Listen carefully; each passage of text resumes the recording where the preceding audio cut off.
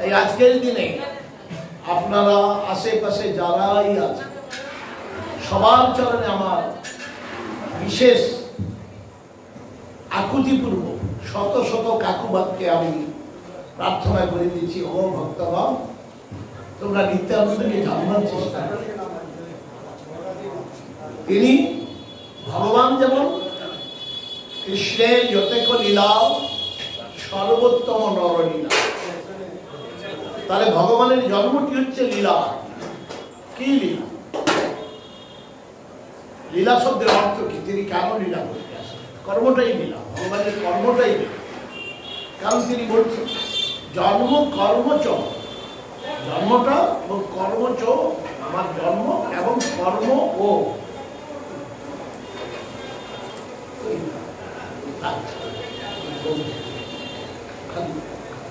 খালি এক তার জন্মটা দিব্য এবং কর্মচ, কর্ম দিব্য। তার কর্ম কি?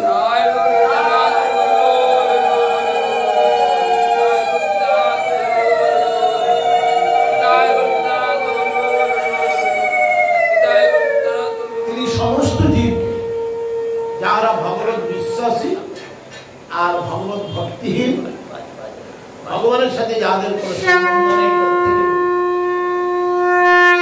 যে আমার জন্ম কর্ম যে এটা কর্ম, কর্মটাই লীলা কেন বলা হচ্ছে? কিছুক্ষণ অন্য কথা বলেন না। ভগবানের সামনে সারাটা জীবন ভাগবত শ্রবণ করলেন, বলে শতব্যাদিনী রাজেন্দ্র,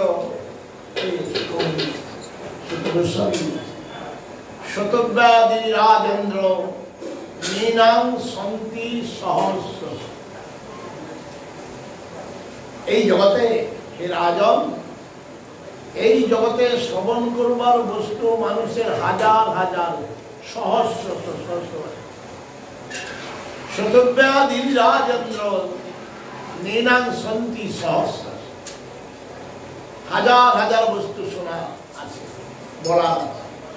যেমন এসে আমি দেখতেছি, এসে কিছু না কিছু কথা বলছে, কেউ না কিছু কথা বলছে, কেউ কিছু না কিছু কথা শুনছে। বলে হ্যাঁ, কথাই তো ভক্তির অনুকূলে কথা, সেটাও তো। কিন্তু বলছেন শতব্যাদিনী রাজেন্দ্র সন্তি নীনাং সন্তি সহস্র, হাজার হাজার কথা শোনা বলার পরেও অপশ্যতা মাত্র, অপশ্যতা মাত্র। জীব এত কথা শ্রবণ করার পরে এই যে জগতের কথা খুব গুরুত্ব দিবেন, কথা একটু ধ্যান দিবেন একান্ত ভাবে, কারণ সামান্য ভোগ লাগাবার সময় দেবে। সহস্র সহস্র কথা শ্রবণ করার পরেও জীব তার নিজের স্বরূপের তত্ত্বটা অপশ্যতা মাত্র, নিজের স্বরূপের তত্ত্বটা তারা দেখে উঠছে। দেখিয়া না শুনে, দেখিয়া না দেখে চোখ, শুনিয়া না শুনে কান, জানিয়া না জানে প্রাণ। আত্মতত্ত্ব কে? প্রত্যেকে আত্মীয় স্বজন, বন্ধু বান্ধব, আমার ভাই, ভাই বোন, তার নাতি পতি, এই সম্বন্ধ নিয়ে সবাই একটা আঁকড়ে ধরে থাকে, একে অপরকে আঁকড়ে ধরে মনে করে এই তো আমার, এরাই তো আমার। ইহা যে কতখানি ভ্রান্তিমূলক, কতখানি এই ভ্রমাত্মক জীব অসত্য বস্তুকে আপন মনে করে চিরকাল যে এই দুঃখের সাগরে হাবুডুবু খাচ্ছে, এটাকে বুঝতে পারে।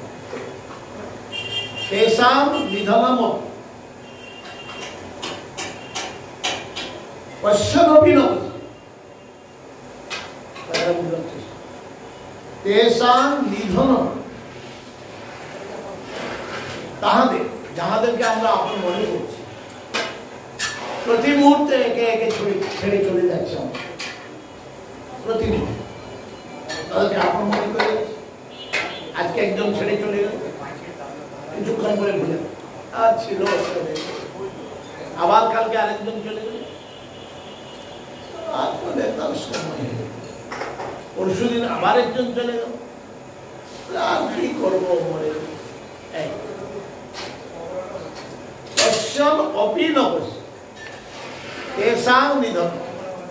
তাহলে একের পর এক মৃত্যু হওয়ার পরে আমরা দেখেও দেখি না যে আমরা যাহাকে আপন মনে করেছিলাম সে কেন আমাকে ছেড়ে যায়। কারো মনে প্রশ্ন এসেছে? আচ্ছা, আসতে পারে। কারণ এই প্রশ্ন করলে উত্তর দেওয়ার তো কেউ নাই। এই প্রশ্নের উত্তর এই জগতে কে দিবে যে তোমার আপনজন ছেড়ে গেল কেন? কাউকে জগতে কাউকে আচ্ছা আমার আপন লোকটা কেন চলে গেল, এটা একটা প্রশ্ন। কেউ কেউ তথাকথিত দার্শনিক শিক্ষিত মহাত্মা বলে আরে জীবের মৃত্যু তো নিশ্চিত আছে, তার মৃত্যু হওয়ার ছিল। আবার কেউ কেউ বলে সে তোমাদের কেউ ছিল না। আমরা শুনি এই সমস্ত কথা, কিন্তু পর মুহূর্তে ভুলে যাই, পর মুহূর্তে ভুলে যাই। আবার ভুলে গিয়ে আবার আপন বলে আরেকজনকে আঁকড়ে ধরার চেষ্টা করে। এই যে নিত্যানন্দ, যিনি সদা সর্বদা আনন্দে ডুবে আছেন, গৌর প্রেম রসার্ণবে নিমজ্জিত, তিনি নিমজ্জিত সদা হৃদয়ে, তার হৃদয় গৌর প্রেম রসে ডুবে আছে। তাই তাহার নিকটে এসে আমরা যদি এই আনন্দের বস্তুটিকে বুঝতে না পারব, জীবনে যেন দুঃখ আসে। কারণ এই জীবন সুখের জীবন। বহু মায়ার কথা বলা হয়েছে শ্রীমদ্ ভাগবতে, মায়া থেকে অতিক্রম করার উপায় কি তাও বলা হয়েছে অন্তিম উপদেশে। কিন্তু আমরা এই জগৎকে মায়া বলে জানব না। কেন জানব?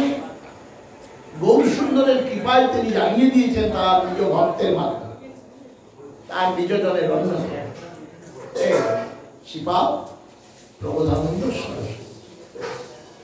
তিনি বলছেন বিশ্বম পূর্ণ সুখায়। তিনি একবারও বলেন নাই। তিনি কে ছিলেন? ব্রহ্মজ্ঞানী, সমস্ত জ্ঞানের আকর ছিলেন। প্রায় 60,000 শিষ্যের গুরু ছিলেন, ব্রহ্মবাদী, অদ্বৈতবাদী। তিনি বলছেন বিশ্বম পূর্ণ সুখায়। এই বিশ্ব সম্পূর্ণ সুখে কি করে বলে থাকে? বিশ্বকে যতক্ষণ পর্যন্ত আমরা জানতে না পারি ততক্ষণ। মনে রাখি, বিশ্বকে যতক্ষণ পর্যন্ত আমরা জানতে না পারি ততক্ষণ। কি করে জানবো বিশ্বকে? সবাই জানে, পৃথিবী সবকিছু জানে, কেউ কম জানার সবাই জানে। কিন্তু বিশ্বকে সবাই আমরা জানি, কিন্তু বিশ্বে মনে করলাম দুঃখ ছাড়া জীবনে আর কিছু। কিন্তু গৌর সুন্দরের নিবেদন করছেন বিশ্বম পূর্ণ সুখায় বিধি মহেন্দ্র আদিশ্চ কিটায়তে। এই বিশ্বই সুখ আছে। বিশ্বের ঊর্ধ্বে যাহারা পুণ্যকর্ম করিতেছ, দান পুণ্য করিতেছ, স্বর্গে যাওয়ার আকাঙ্ক্ষা। এই যে মানুষ দান করে কেন, তাকে যদি প্রশ্ন করায় উত্তর তার কাছে কিন্তু তার কাছে উত্তর কথা বলে না। কিছুক্ষণ করে তো যে যার ঘরে চলে যায়, কেউ কথা বলে। খুব গুরুত্বপূর্ণ এটা অনুভব। সত্য বস্তু অনুভব না হওয়া পর্যন্ত আমরা সুখটা আমাদের সামনে কি জানেন?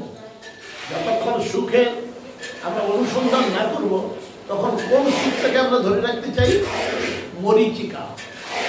মরীচিকা জলের মতো দেখা যায়, সাগর দেখা যায় দূর থেকে কেমন। আহা, কবি বর্ণনা করে থাকে নীল সাগরের ছোঁয়া। সাগর কখনো নীল হয়। মরীচিকা জলের মতো দেখা গেলেও মরীচিকায় জল নাই। মাকে বুঝতে ওদের কষ্ট হবে, মায়েদের কষ্ট হলে আমরা দেখা পাই। কষ্ট যার সেই অন্যের কষ্ট দিব, যার নিজের কষ্ট যে নিজে দুঃখী, অন্যের দুঃখ সে একমাত্র বুঝতে পারে। তাই গৌরসুন্দরের একান্ত নিজজন তিনি বলছেন বিশ্বম পূর্ণ সুখায়। আর এক কথায় এই সংসারটা অত্যন্ত সুখী। ওরা আসছে কি করে জগৎটি সুখ হতে পারে? জগতের দুঃখ ছাড়া কিছু না। সুখটি কোথায় তুমি অনুভব করছো দেখো। মানুষ জীবনের সুখের লাগিয়া এ ঘর বাঁধি। আচ্ছা, কথাটা কিন্তু কেউ বলল, কথাটা কিন্তু কেউ সুখের লাগিয়া এ ঘর বাঁধিনি। কার ঘর বাঁধলু? কার ঘর বাঁধিনু? আমি মিথ্যার উপরে আমি কতগুলা ছাইটা শাড়ি করে তার উপরে ঘর বানানোর চেষ্টা করি। যাবে কি হয়, একটু ঝড় বাতাস হলে ঠাস করে পড়ে যাবে। ঠিক তাই বলেছেন সুখের লাগিয়া এই ঘর বাঁধি। ঘর বাঁধবার আমাদের কোনো শক্তি আছে? সেখানে ভাগবত নারদকে অভিশাপ দিয়েছিলেন দক্ষ প্রজাপতি, তুমি আমার ছেলেগুলোকে ঘর ছাড়া করলে আমি তোমার অভিশাপ দিচ্ছি, তুমি কোনো জন্মে তোমার ঘর হবে। নারদমুনি ভগবানের শান্ত হন। তিনি জানেন আরে প্রভুর ঘরে আমি আছি, আমার নিজের ঘর বাঁধার কিংবা প্রয়োজন। বুঝবার চেষ্টা, প্রভুর ঘরে যখন সবাই আমরা আছি, আমার নিজের ঘর বাঁধবার কোনো প্রয়োজন আছে? এই হচ্ছে আমাদের দুঃখের কাজ। সুখের লাগিয়া এখনো বাঁধিনু, অনলে পুড়িয়া। কোন অনলে পুড়ে গেল? যাহাকে নিয়ে সুখে থাকবো সেই আমার ইচ্ছায় চলে যাচ্ছে।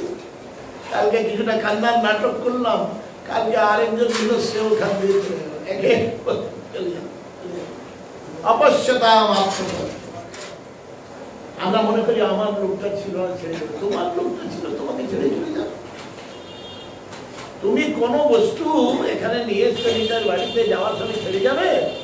কেউ কাহার বস্তু ছেড়ে যেতে পারে না, নিজের বস্তুকে কেউ ছেড়ে যাবে। এইটা কি বুঝিয়ে দেয় না? যে চলে গেল সে আমার কেউ ছিল। এইটা বুঝিয়ে না দেওয়ার জন্য, এইটা বুঝতে না পারার জন্য আমরা যে সুখের অনুসন্ধান করে দিচ্ছি, মরীচিকাকে জল দেখে পিপাসা মিটানোর ব্যর্থ প্রয়াস করতেছি। ব্যর্থ প্রয়াস করে অন্তিমে এই জগতে সুখ নাই। ধূর্ত শৃগালের মতো আঙুর ফল টক মনে করে আমরা সংসারকে